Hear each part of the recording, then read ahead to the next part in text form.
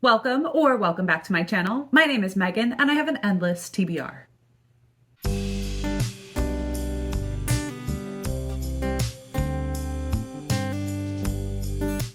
So we're here with a totally new angle. I'm here at my desk. My computer's here in front of me. You see my normal bookshelves in the back and probably some mess behind my head. I would really appreciate some grace on that. And I wanted to jumpstart this year by reviewing the 2022 releases that I actually got to read last year. So I'm filming this a little bit ahead. I may be able to finish another 2022 release before the end of 2022, but that is what it is. And I've also removed a few titles from this list because of its publisher. At the time of filming this video, the HarperCollins editors are on strike, and I will see what resources I can find to put in the description box as far as if this is still happening, things you can do to help. And in the meantime, they have asked as a support for the workers who are on strike to not discuss the HarperCollins titles that you may be reading. So I pulled those from the list and you won't see them in this video. So this is my first time with screen recording. Let's see how it goes. So my heater decided to kick on. Hopefully you won't be able to hear that and that you see my screen somewhere behind my head. Otherwise this video will never see the light of day. Our categories for the 2022 books that I managed to read include maybe a couple new favorites, those books that I highly recommend, the ones that I thought were just fine, maybe not for me, and I don't know that I have any, but I have a category here. If I see a book that I go, woof, it's available for us. So these books are in no particular order. As I'm surveying the list, we'll just start at the top with Becky Chambers' Prayer for the Crown Shy. This is a novella, second in a series about a tea monk and a robot as they develop their friendship, learn more about existing in a society together, and one that I would highly recommend. I really love Becky Chambers and the way that her books feel warm and cozy while also allowing you to learn something or maybe open your mind to something. The Bird Way by Jennifer Ackerman is a science nonfiction book about how birds socialize. And I would say that this was probably not for me. I listened to this as an audiobook, maybe too fast to be fair to the book itself. But I didn't get a whole lot out of it as far as lasting information or anything that I feel like I would go back to. So next up is Queen of the Tiles by Hannah Alkoff, and this is a YA mystery series centering a Scrabble tournament.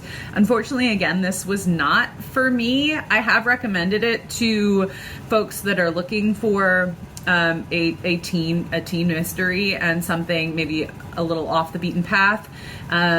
Sometimes when they come into the library and somebody's looking for a teen mystery like Jennifer Lynn Barnes or Holly Jackson. We don't have them on the shelf right now, but maybe this will scratch an itch for putting the puzzle pieces together. Next up is Little Bird by Tiffany Murrett. This I read as a digital e-arc, and this was a weird little book. And I'm not quite sure where to put it. It was probably just fine because I read it in its entirety and I read it fairly quickly, but I'm not sure that I would recommend it to a good number of people. Delilah Green Doesn't Care by Ashley Herring Blake is a new favorite. I've been itching to read this book. Finally got to it after my semester ended for grad school and loved it. Can't wait to get into Astrid Parker's story. Can't come up with the title right now. Maybe it's floating on the screen somewhere else. Next is another book club pick. This was The Lost Dreamer by Liz Huerta. And I would say, again, this is just fine. We had a really good discussion with it, and I think that it was a very interesting look at early South American mythologies and religions in this fantastical setting. I'm probably going to read the sequel. It's supposed to be duology, just to see how it ends, and we'll leave it at that. Next up is Jessie Burton's Medusa. I would highly recommend this. I really enjoyed the lens that Burton took and the beautiful writing that she employs throughout the story. The full color illustrations, like as an object, this book is stunning.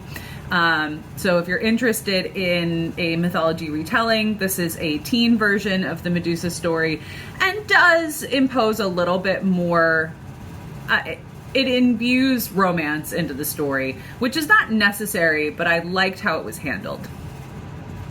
So one of the more recent books that I read was Kaikeyi by Vaishnavi Patel, and we had a really interesting discussion.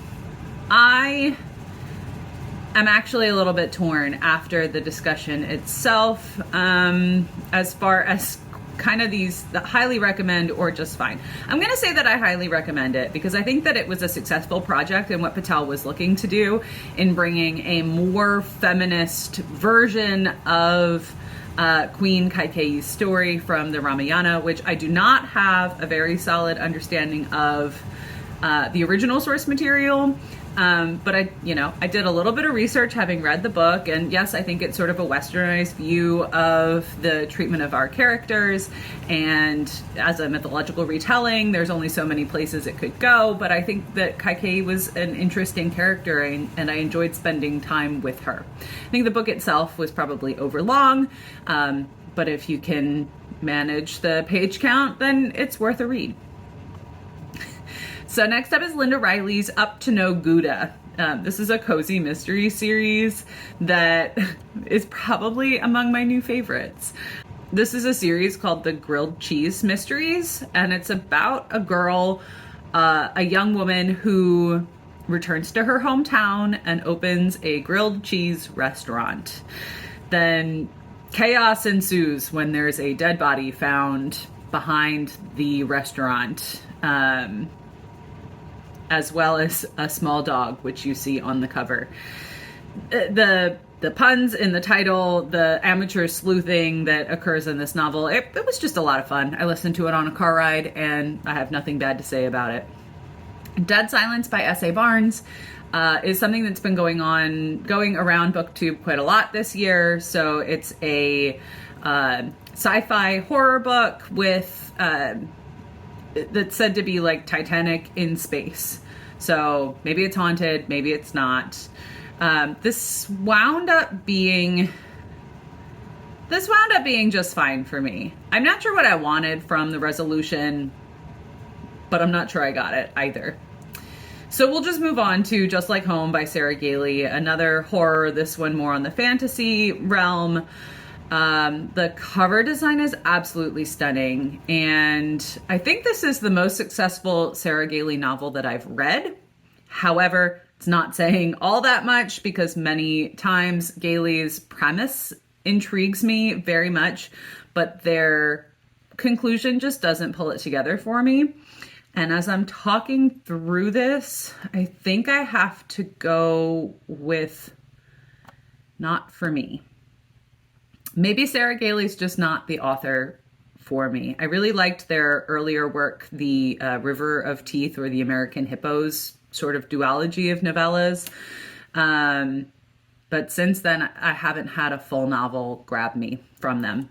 So we'll move on again to Where the Drowned Girls Go by Shauna McGuire.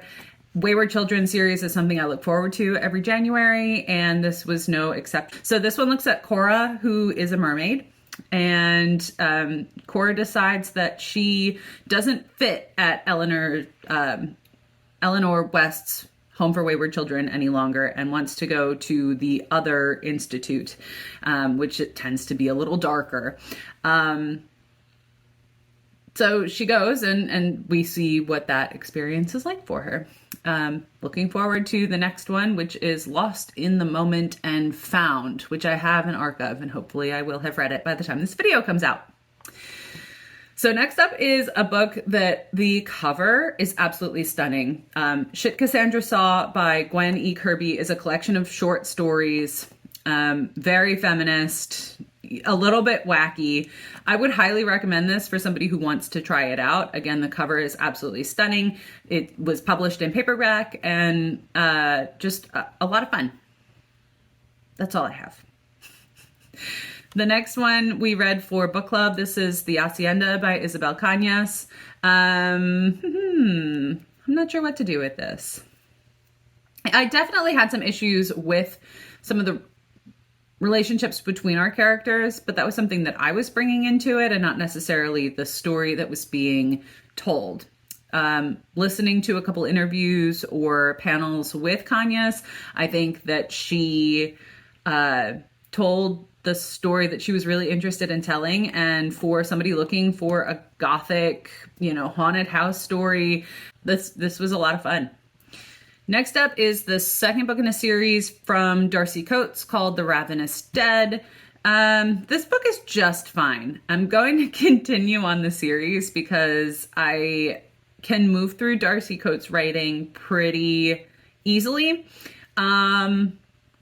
But I'm not sure that this particular series is anything special. Our main character, Kira, has no memories of what happened to her prior to like a week before the series starts. We're just plopped down in the middle of like a chase scene through the woods, and she finds her way into the cemetery. And oh wow, it turns out she can see ghosts. So now she's on a mission from the priest to take care of the ghost's unfinished business. And this book centers a very dark entity that is deep in the woods and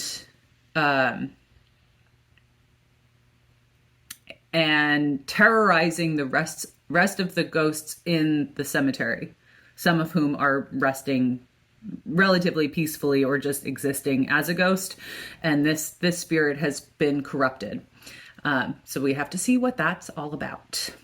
Next up is E.B. Savoy's Star Child. This is a biography told in verse of Octavia E. Butler's biography. And I think this was really well told and had a lot of really good information. I think this goes in the new favorites. It's something that isn't very well known, and I haven't read a lot of Octavia E. Butler, although, her books are huge on BookTube and something that I've been meaning to get to. So we'll make our way around and, maybe revisit this particular source when I come up to something that I need a reminder of, maybe. Early in the year, I read Janice Hallett's The Appeal, which I think was published originally in the UK and is sort of a dossier of emails, text messages, that allow you to try to solve a crime that occurred in the midst of a fundraising appeal. So there's a couple of different appeals that are occurring and a bunch of different investigations that are occurring kind of simultaneously. And I think I would highly recommend this. The formatting was different than I was used to. But I sped through it I read it over the course of a weekend, and I didn't really want to put it down. So, yeah, would highly recommend this. This was a lot of fun. I think she has another one coming out in 2023 for US audiences. Evan Ross Katz wrote a tell-all of Buffy the Vampire Slayer. In every generation, a Slayer is born. We were going from the 25th anniversary of the show starting, and he did a whole bunch of interviews with Buffy stars and Buffy fans and what Buffy the Vampire Slayer was doing in television at the time that it was airing. And I think it was a lot of Evan Ross Katz fangirling, so it was just fine. I really like Buffy the Vampire Slayer. I'm not quite sure I like it as much as Katz does. So, next up is Fevered Star by Rebecca Roanhorse.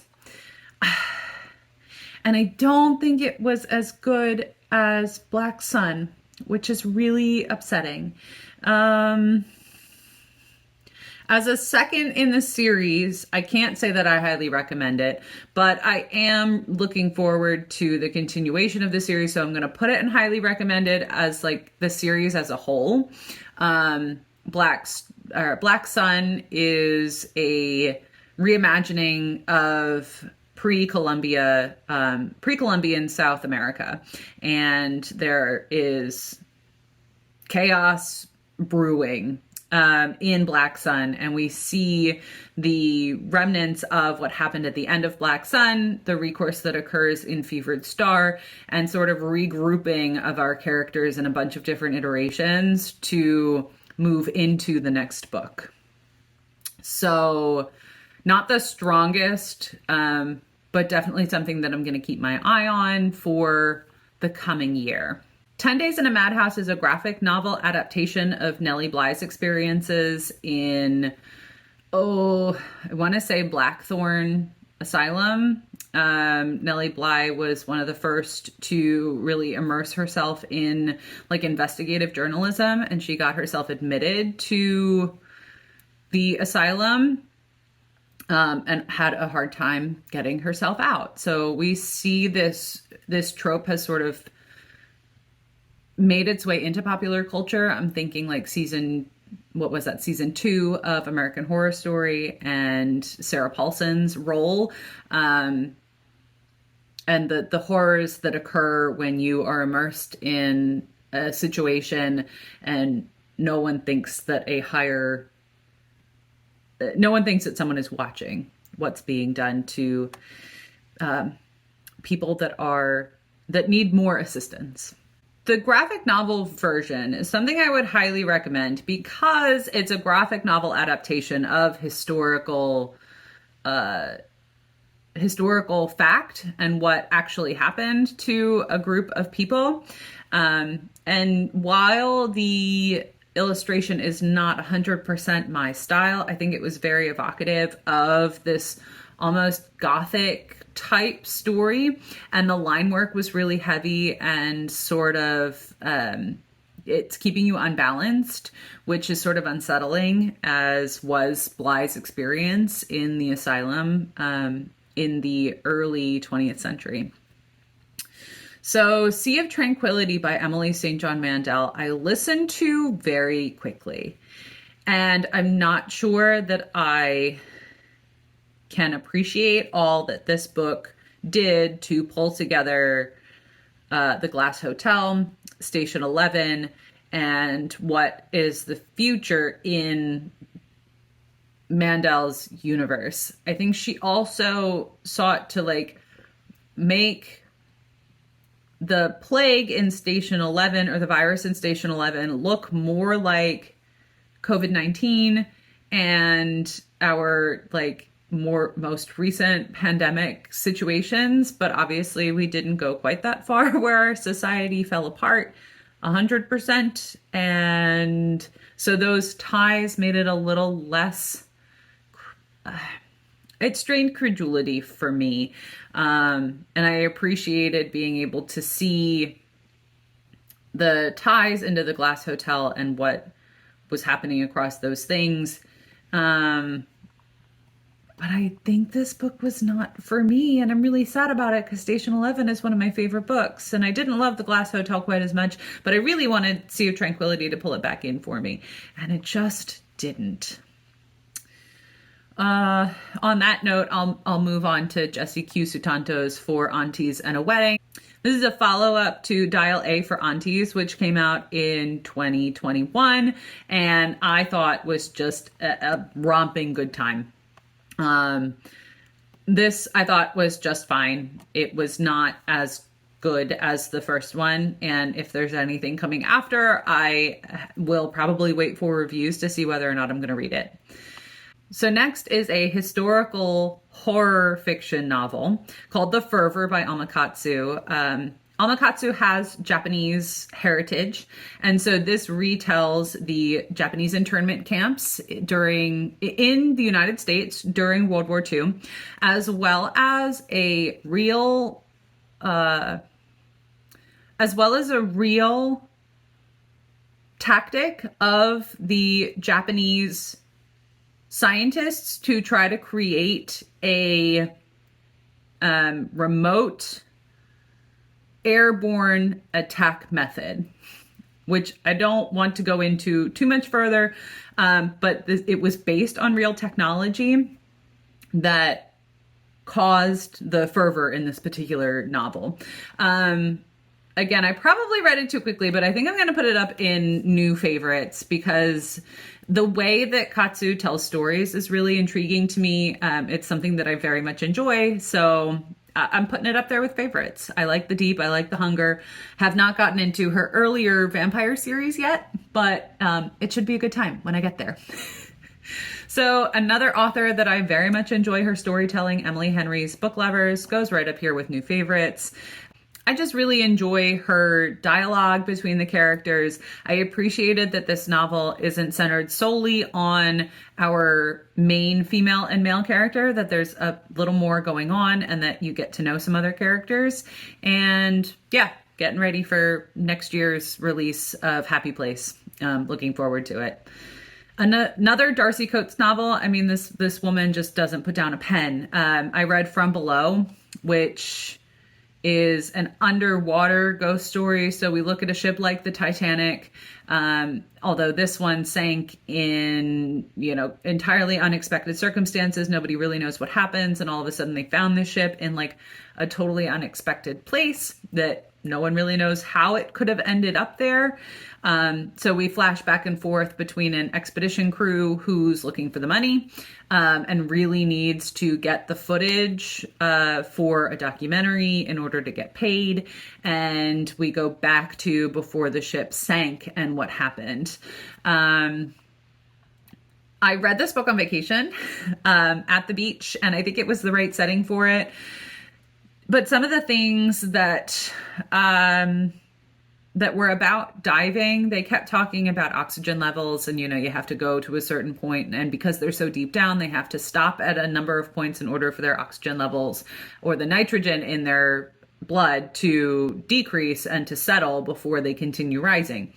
Otherwise, the bends and, depth sickness or whatever they're calling it, that it just wasn't consistent.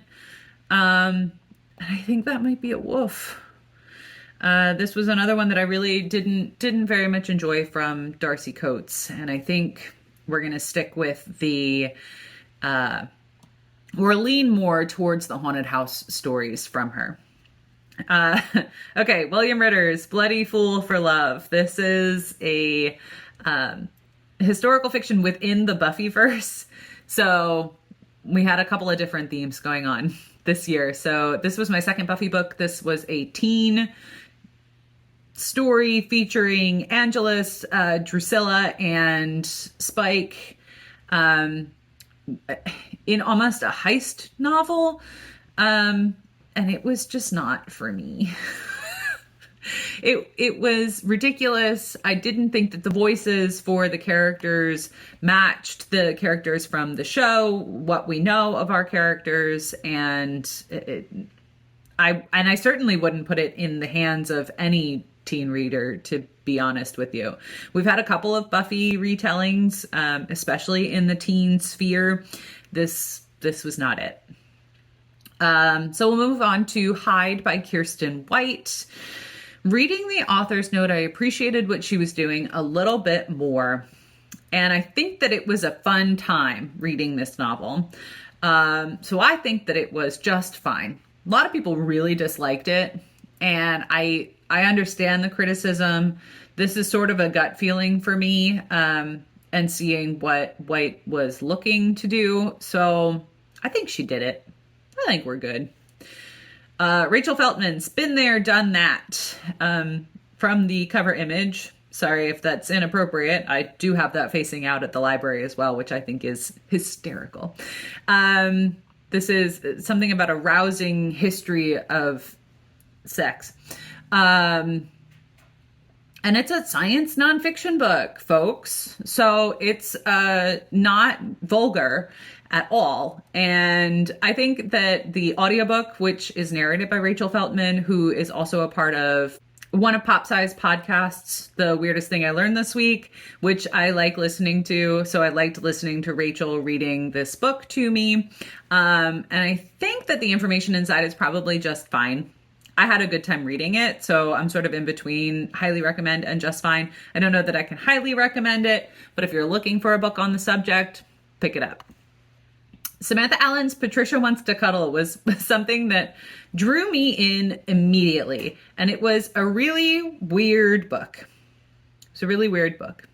I think it was a little overly long in bringing the Sasquatch into it.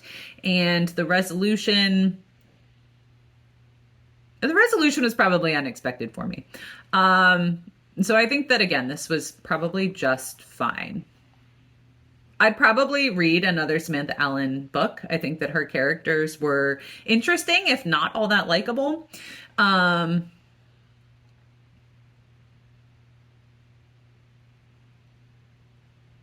So I think that's just fine where it is. Next up is a middle grade novel told in verse. This is Catherine Applegate's Otter, which is about an otter that lives in the Monterey Bay and her experiences working with the scientists and the aquarists, I think was the term, working with sea otters in the Monterey Bay Aquarium. So they have sort of a rescue effort within the aquarium itself and a separate section of research and recovery, and then reintroduction of animals to the wild. So this is based on a number of true otters that were part of sort of a pilot program of otters that would not be rehabilitated to re-enter the wild, but unfortunately there are a number of orphaned otters that do have the opportunity to be rehabilitated and released to the wild. So the scientists started partnering these orphaned otters with the otters that are not able to be rehabilitated. And those older otters would teach the babies like how to be an otter, which like the whole warmth of this middle grade novel from Catherine Applegate, who wrote, The One and Only Ivan and all of these really heart-wrenching animal stories. I was listening to the second half of this book and like started crying, and my husband goes, "What's wrong with you?" And I said, "I'm reading a middle grade novel." And that's what her stories do to you. So this is something that I would highly recommend. I love that it's based on a true story. And I think that it was very sweet. I apologize. I keep right clicking because my mouse is really sensitive and it's new and I don't know how to use it. So that's what that is. Next on the list is Blood Marked by Tracy Dion. This is the follow-up to Legendborn, and I loved it. I don't sit around trying to figure out what happens, how things are put together in a story, but once she reveals what's going on, I'm shocked, flabbergasted, can't wait for the next one. That's where I am with this one. It's a favorite series of mine. I introduced Penny in one of my most recent videos, and so I read Purr, The Science of Making Your Cat Happy by Zazie Todd. I listened to this via audiobook, and it had a lot of really good information. I'd probably revisit it if I had any questions. It has really actionable ideas of how to make your cat happy, getting furniture, making mealtime like an event, right? So cats have very particular patterns that they like to follow. It brings them back to their like wild cat instincts, and I think Penny's better off for it. So I'll revisit this if I have a need. Another nonfiction, this time a memoir, is The World's Worst Assistant. My husband and I listened to this. Oh, this is by Sona Movsesian, who is the longtime personal assistant to Conan O'Brien. They have a podcast together. She's been on his television show. They've been working together for like over a decade. And they have a much closer relationship than I think a lot of assistants and their boss.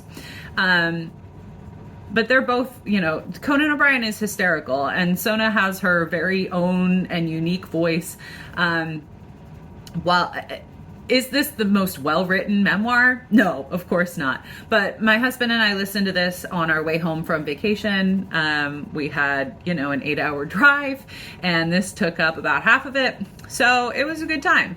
I'd probably highly recommend this. If you listen to Conan's Conan O'Brien Needs a Friend podcast and you like Sona, give it a try. Another book that I listened to in a very short period of time was The Very Secret Society of Irregular Witches by Sangha Mandana.